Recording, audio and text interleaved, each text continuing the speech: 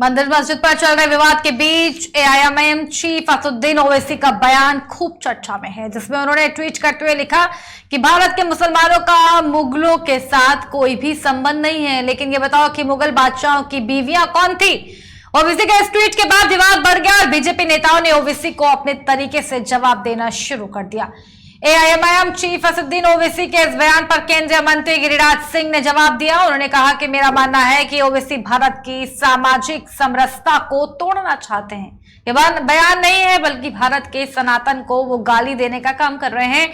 गिरिराज सिंह के अलावा मध्य प्रदेश के गृह मंत्री नरोत्तम मिश्रा ने भी ओवैसी पर जमकर हमला बोला। उन्होंने ओवैसी को मुस्लिमों का भस्मासुर बताया। उन्होंने कहा कि अगर यहाँ के मुसलमानों को मुगलों से कोई संबंध नहीं था तो मुगलों के स्मारकों पर आप क्यों बड़े जोर से हल्ला मचाने लगते हैं। इसी खबर में हमारे साथ में बीजेपी से शबाना खंडेलवाल जुड़ रही है। आपका स्वागत है। आवाज पहुंच पा रही मेरी आप तक?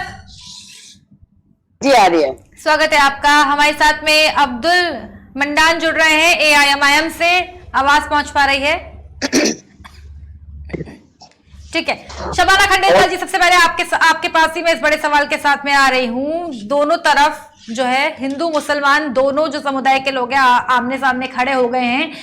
लगातार हिंदू मुस्लिम की राजनीति हो रही है। लगातार विपक्ष कह रहा है, बीजेपी के ऊपर हमला कर रहा है, बीजेपी के ऊपर निशाना साध रहा है कि बीजेपी मुद्दों को भटकाने के लिए इस तरीके के मुद्दे सामने ला रही है। वहीं असदुद्दीन ओवैसी का ये बयान जो मैंने अभी आपको बताया, क्या कहेंगे इस पर, जिसको लेकर के बीजेपी अब कड़ी नाराजगी जता रही है? देखिए, मेरी तरफ से सभी को नमस्कार। पहली बात तो ये है कि सही कहा है असदुद्दीन ओवैसी जी, वो वाकई में मुसलमानों के हितैषी तो नहीं है। बिल्कुल कहाँ बात करते हैं, वो कहाँ स्टेटमेंट देते हैं, उन्हें कुछ पता ही नहीं है। अगर ये कहा गया कि मुसलमानों की भस्मासुर है तो गलत कहाँ कहा बीजेपी ने, सही तो बोला। आप मुसलमानों को क्यों आगे निशाने पे रख रहे हैं, क्यों खत्म करना चाहते हैं मुसलमानों को? मुसलमानों ने तो नहीं कहा कि ताजमहल नहीं तोड़ा जाए, मुसलमानों ने तो नहीं कहा कि किले में आप प्रवेश ना करें या आरती ना करें, पूजा ना करें। हाँ, इतना जरूर कहा है कि हम कोर्ट का फैसले पर निर्भर है। और वो नहीं शबाना जी, असदुद्दीन ओवैसी का एक बयान आता है जिससे वो कहते हैं, सुनिए, कि भारत के मुसलमानों का मुगलों के साथ कोई भी संबंध नहीं है, लेकिन ये बताओ कि मुगल बादशाहों की बीवियां कौन थी। ये कहते हैं असदुद्दीन ओवैसी, जिसको लेकर के अब राजनीति और भी गर्म हो गई है। इसी को लेकर के बीजेपी फटकार लगा रही है। देखिए, उनका मकसद है सिर्फ जहर घोलना, फिजाओं कड़वाहट फैलाना। अगर वो जवाब वो खुद ही देंगे ओवैसी जी कि उनकी बीवियां मुगलों की कौन थी, मुगलों से मुसलमानों का रिश्ता नहीं है या है, वो बताए ना। उनके फादर का, सलाउद्दीन ओवैसी जी का किससे रिश्ता था? पाकिस्तान के बंटवारे से, पाकिस्तान को अलग करने में, पाकिस्तान के समर्थन में। आज वो मुसलमानों के हित की बात करते हैं, किस तरह से करेंगे? क्यों भारत के टुकड़े करना चाहते हैं? क्यों मुसलमानों को अलग करना चाहते हैं? मुसलमान नहीं चाहते, मुसलमान ताजमहल में जाके रह नहीं रहे, उनका परिवार नहीं पल रहा उससे। हाँ, अगर ताजमहल टूटता है या कुछ भी होता है तो वो सरकार का और भारत की छवि खराब होगी। मगर वो ऐसा क्यों बोल रहे हैं? हमने तो पहले भी कहा था, अगर कोर्ट फैसला कर दे, आपने अयोध्या उनको दे दी कोर्ट ने, अगर ज्ञानवाणी की बात हो रही है या मथुरा की बात हो रही है, कोर्ट डिसीजन देता है तो दे दीजिए। मुसलमान इतना कमजोर नहीं है, वो कहीं भी दरी बिछा के नमाज पढ़ सकता है। खुदा की इबादत करना हमारा मकसद है, फिजाओं को खराब करना बिल्कुल भी नहीं है। और ओवैसी जी ये क्यों कर रहे हैं? क्यों? मुसलमानों के हितैषी तो वो है नहीं, बनकर क्यों दिखाते हैं? 7 सीट से आगे वो कहीं कुछ कर नहीं पाए, उत्तर प्रदेश में आए तो उनको मालूम है क्या हुआ। क्यों कर रहे हैं, क्यों ये सब हो रहा है, हमें तो समझ आता नहीं। जी ठीक है। हमारे साथ में एआईएमआईएम के नेता भी यहाँ पर जुड़े हुए हैं, अब्दुल मंडान जी। आवाज पहुंच पा रही है मेरी आप तक? जी। आखिर किस तरीके का स्टेटमेंट है? आप कह रहे हैं आपके ओवैसी जी कि भारत के मुसलमानों का मुगलों के साथ कोई भी संबंध नहीं है। फिर ये कौन सा स्टेटमेंट है कि मुगल बादशाहों की बीवियां आखिर कौन थी? क्या है ये, किस तरीके का स्टेटमेंट है ये? देखिए मैडम, हम लोग तो कभी इतिहास और भूगोल की बात ही नहीं कर रहे थे। हम लोग तो सीधे सीधे संविधान की बात कर रहे थे और हम लोग सुप्रीम कोर्ट के ऑर्डर की बात कर रहे थे। हम places of worship act 1991 section 4 और सब सेक्शन 2 की बात कर रहे थे कि इस कानून के तहत ज्ञानवापी मस्जिद को या मथुरा की मस्जिद को आप नहीं ले सकते हो। सवाल इस बात का पैदा होता है कि ये सवाल छेड़ा किसने, इतिहास में जा कौन रहा, औरंगजेब और बाबर के पीछे पड़ा कौन है? नहीं, तो औरंगजेब आपके क्या है जो आप उनकी वकालत करने के लिए यहाँ पर उतर आए हैं? बड़ी दिक्कत हो रही है आपको? औरंगजेब के ऊपर सवाल उठ रहे हैं। नहीं, औरंगजेब के ऊपर सवाल अगर उठ रहे हैं तो आपको दिक्कत क्यों हो रही है? आप उनके वकील बनकर क्यों आते हैं? क्यों बनते हैं ओवैसी उनके वकील? क्या भाजपा की प्रवक्ता है? मुझे बोलने तो दीजिए आप। नहीं सवाल नहीं, आप मुझे बताएंगे मैं किसकी प्रवक्ता हूँ? आपको पता नहीं मैं कौन हूँ, क्या हूँ? बात तो ऐसे आप नहीं, तो मैंने सीधे आपसे पूछा कि आप औरंगजेब के वकील बनकर क्यों आते हैं? आपने तो कहा, मैंने आपके सवाल का जवाब दिया। आपने कहा कि औरंगजेब को लेकर के जो है बीजेपी ये कर रही है वो कर रही है, तो मैंने सीधा आपसे सवाल पूछा। आप मुझे भाजपा का प्रवक्ता कैसे कह देते हैं? कैसे कह सकते हैं आप मुझे बोलने नहीं दे रही हो। अच्छा, आप खुद ही बोले जा रही हो, तो फिर आपका चैनल आप बोलती रहो। अपना जवाब रखिए, फालतू का स्टेटमेंट नहीं।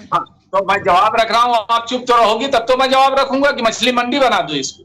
ठीक है, रखिए जवाब। मेरे कहने का मतलब कि इतिहास में पहले गया कौन? भाजपा के लोग पूछ रहे हैं कि औरंगजेब ने बनाया था मस्जिद की, बाबर ने बनाया था मस्जिद की, किसने बनाया था? हम तो सीधे संविधान की बात करते हैं, हमसे कोई मतलब नहीं किसने बनाया था। हम कह रहे हैं प्लेसेज ऑफ वर्शिप एक्ट 1991 के तहत तुम ना ज्ञानवापी मस्जिद को ले सकते हो, ना तुम मथुरा की मस्जिद को ले सकते हो, क्योंकि भारत का संविधान उसके साथ खड़ा है। अब ये बातें तो ये दूर तक पहुंचाते हैं कि हम मुगलों की औलादे हैं। हमसे कहते हैं तुम्हारा बाबर से संबंध कौन है, क्या है? तुमसे औरंगजेब का संबंध है। तो असुद्दीन ओवैसी साहब ने कह दिया कि भाई हमारा कोई संबंध नहीं है, ना बाबर से हमारा संबंध है, ना औरंगजेब से हमारा संबंध है। संबंध तो आपका था, आप उनके रिलेशन में थे, तो इसमें बुराई क्या है? और इतिहास का फैक्ट है। जब बात उनकी पत्नियों के बारे में क्यों की? इतिहास खोदोगे, मैडम मेरी बात सुनो, जब इतिहास खोदोगी ना तो बात निकलेगी तो फिर दूर तलक जाएगी। फिर ये होगा कि अकबर की बीवी कौन थी, फिर ये होगा कि जहांगीर की बीवी कौन थी, फिर ये पूछा जाएगा बहादुर शाह जफर की बीवी कौन थी। आप खुद ही इतिहास में जा रहे हो। हम तो कह रहे हैं भाई इतिहास को छोड़ो, आप सीधे बादशाह अकबर की बात ना करें। नए भारत का निर्माण करते हैं। उन्होंने जिस खूबसूरती से अपना राज्य चलाया, जो जोधा अकबर की बातें आप लोग करते हैं, वहां तक आपकी सोच पहुंच नहीं पाएगी। जो अकबर ने किया वो आप कर नहीं पाएंगे, वो आपके जो आका है वो सोच भी नहीं पाएंगे। वो अकबर थे जिन्होंने लाल किले के अंदर कृष्ण भगवान का मंदिर स्थापित किया था, क्योंकि जोधा जी की खुशी उनके लिए बहुत बड़ी चीज थी, उनको सम्मान दिया था। आप क्यों पत्नियां गिना रहे हैं? क्यों ये फिजाओं में जहर घोल रहे हैं? क्यों बैसी जी ऐसे स्टेटमेंट देते हैं? क्यों मुसलमानों को निशाने पे लाते हैं? और आप सवाल पूछो तो आप तो एंकर्स को, रिपोर्टर्स को जो है बीजेपी के प्रवक्ता बता देते हैं। और अगर आपसे पूछा जाए चर्चा में, उसमें आप जो है हमें बीजेपी का प्रवक्ता बता देते हैं। अरे भाई आप ऐसी बात करोगी जब मुझे कौन सी बात करी मैंने यही तो कहा कि औरंगजेब के वकील बनकर के क्यों असदुद्दीन ओवैसी बार बार आते हैं, उनकी वकालत क्यों करते हैं?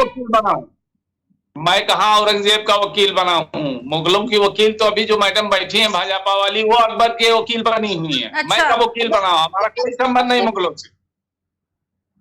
उन्होंने सही बात देखिए, संबंध तो हमें बीजेपी वाले बनाते हैं। हमारे जनता पार्टी के लोग सही बोल रहे हैं कि वो भस्मासुर है मुसलमानों के। क्यों मुसलमानों को क्यों कौम पे इल्जाम लगवाएंगे? क्यों भस्मासुर बोल रही हो? तो मैं आपको बीजेपी का प्रवक्ता इसीलिए कह रहा हूँ कि आप भाजपा की प्रवक्ता हो।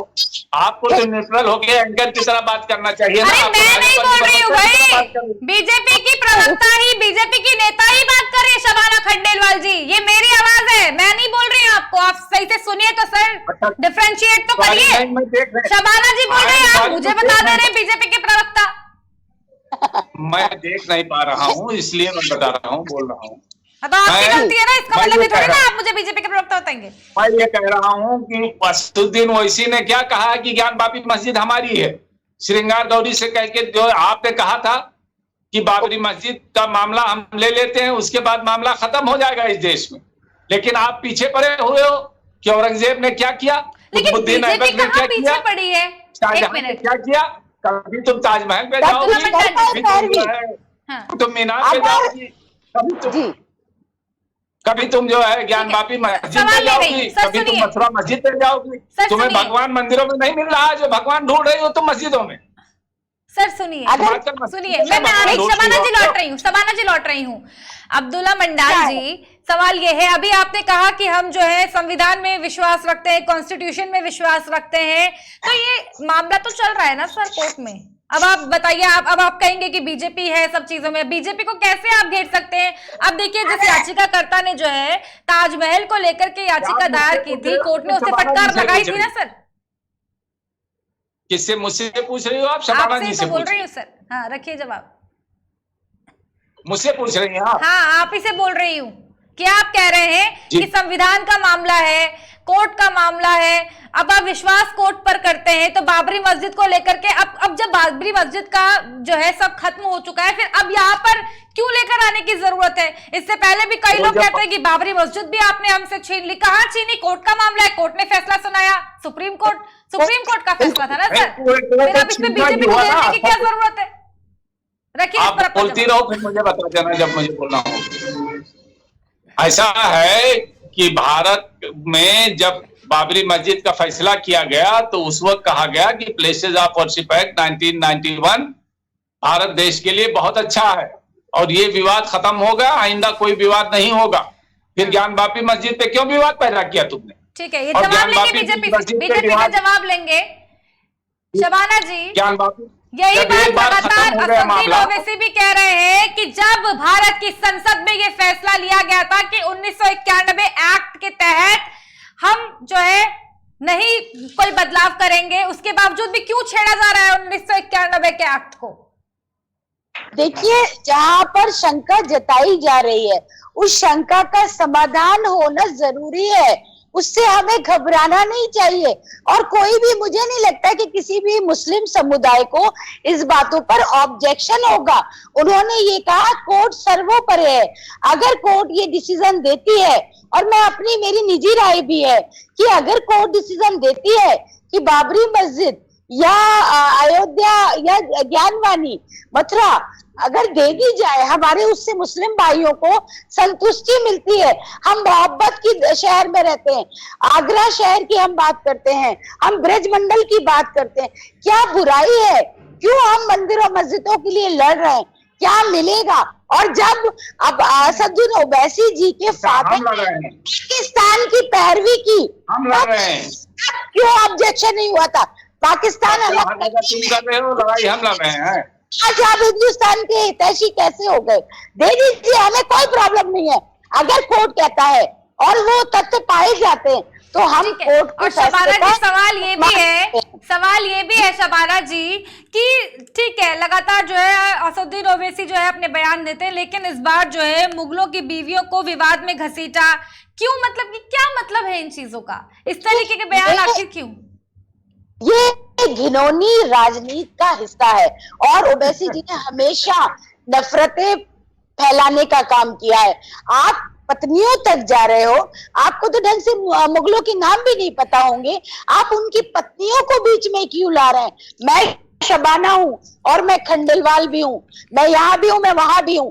इन सब से क्या मतलब? उनकी पत्नियों को गिनाने का, अरे गिनाना है तो उन राजाओं की अच्छाइयां गिनाइए जो उन्होंने किया, दीन इलाही का, इस्लाम का उन्होंने परचम लहराया। ऐसे लोगों की अच्छाइयां बताइए, उनका तंज मत कीजिए कि किसकी बीवी किस जाति की थी, ये मत कहिए। ये नफरत फैलाने का काम करते हैं। आपकी बेटी, आप किसके घर में, हम ये नहीं पूछ रहे, भारतीय जनता पार्टी के लोग नहीं पूछ रहे हैं, फिर आप कौन होते हैं ये सब करने वाले? आप नफरतें नहीं बांटेंगे, ये हमारा फैसला है, ये मोहब्बतों की बात है और उन परिंदों को आप रोक नहीं सकते, चाहे ओवैसी जी हो चाहे कोई भी पार्टी का, किसी भी जाति का हो। ठीक है, अब्दुल मंडान जी, सवाल यही है, शबाना जी कह रहे हैं कि आप क्यों नफरत फैला रहे हैं इस तरीके के बयानबाजी करके, इस तरीके के भड़काऊ बयान दे करके, क्या कहेंगे इस पर? सारे मस्जिदों पे हम कब्जा कर रहे हैं क्या? 40,000 मस्जिदों को कह रहे हो कि हमारी है, कहाँ हम करा उस है पर कब्जा सर? करेंगे। कोर्ट में तो याचिका दी है ना, कोर्ट को कहा है देखने के लिए, कोर्ट कमेटी बिठाएगा, कोर्ट वहां पर चेक करेगा, एफआई की टीम जाएगी वहां पर, आर्कियोलॉजिकल सर्वे ऑफ इंडिया। मुझे मेरी बात तो सुनने दो। हाँ मैंने आपकी बात सुनी, मेरी भी बात सुनो आप। ठीक है। आप कह रहे हो कि हम मोहब्बत की निशानी चाहते हैं, मोहब्बत की निशानी हम मिटाना चाहते हैं। ताजमहल मोहब्बत की निशानी है, कौन मिटा रहा है? भाजपा के लोग कह नहीं रहे ताजमहल हमारा, तेजमहल हमारा। आप कह रहे हो कि बादशाहों की अच्छी बातें बताओ। भाजपा के लोग क्यों कह रहे हैं, आरएसएस के लोग क्यों कह रहे हैं, बीजेपी के लोग क्यों अकबर को आक्रांता कहते हैं, क्यों मुगलों को आक्रांता कहते हैं? आक्रांता की डिफिनेशन तुम्हें मालूम है? आक्रांता वो होता है तो जो सर किसी जिन्होंने मंदिर दूसरे तोड़े हैं क्या वो के आक्रांता नहीं है? जिन्होंने मंदिरों को तोड़ा है, मंदिरों को तहस नहस किया है, वो आक्रांता नहीं है क्या? अकबर क्या था? तुम बीजेपी के प्रवक्ता हो, बोल के बता दो कि अकबर आक्रांता नहीं था। तुम तो आक्रांता बोलती हो ना अकबर को, बोलो ना मुझसे। अभी बीजेपी से जिन्होंने जो है ये सब करा है, जिन्होंने तोड़ा है, उन्हें आक्रांता नहीं कहा जाएगा। शबाना खंडेलवाल जी, इस पर मैं आपकी आखिरी प्रतिक्रिया चाहूंगी, फिर आगे रुक करेंगे हमारी अगली खबर की तरफ। जी जी, देखिए मैंने वही कहा कि इनका मकसद फिजाओं में जहर घोलना है। ताजमहल हम मानते हैं कि मोहब्बत की निशानी है, हम नहीं चाहते वहां दरबार है या वहां मंदिर है, तो मोहब्बत की निशानी है जिसको देखने के लिए देश विदेश से लोग आते हैं। मगर फिर भी हमने ये कहा, मैंने इसी न्यूज पे भी बोला कि अगर कोर्ट का फैसला ये है कि ताजमहल में पत्थर पाए जाते हैं, तो सबसे पहले मैं लेकर मैं जाऊंगी, कोई फर्क नहीं पड़ता हमें। हम मस्जिद थी तो तुम अपने घर का वीडियोग्राफी करवाओगी क्या? मोहब्बतें चाहिए, कुछ नहीं होता। हम ताजमहल में रह नहीं रहे, चक्कर में बड़ी हो ताजमहल का, मोहब्बतें मोहब्बतें कर रही हो, कुछ पढ़ने की करो।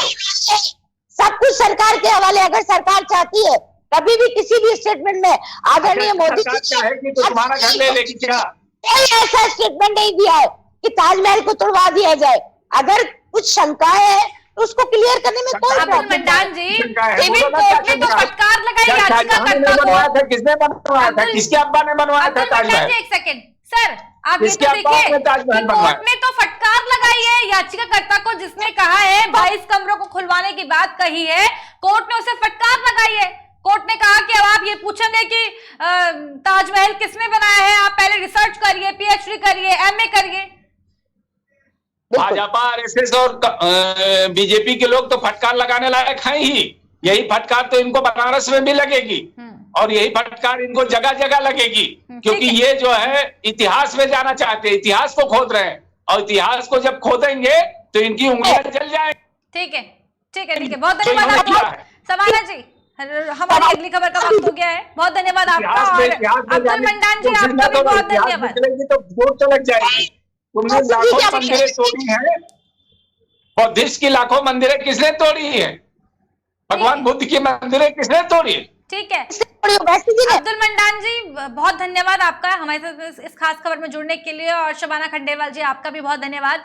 आपको बता दें कि मंदिर मस्जिद पर चल रहे विवाद के बीच अब एआईएमआईएम के चीफ असदुद्दीन ओवैसी का बड़ा बयान जो आया है, जो खूब चर्चा में है, जिसमें उन्होंने ट्वीट करते हुए लिखा कि भारत के मुसलमानों का मुगलों के साथ कोई भी संबंध नहीं है, लेकिन ये बताओ कि मुगल बादशाहों की बीवी कौन थी, जिसको लेकर जिस ट्वीट के बाद अब बीजेपी नेताओं ने ओवैसी को अपने तरीके से जवाब देना शुरू कर दिया है। रुक करेंगे हमारी अगली खबर की तरफ, लेकिन उससे पहले एक छोटा सा ब्रेक, जल्द हाजिर होंगे।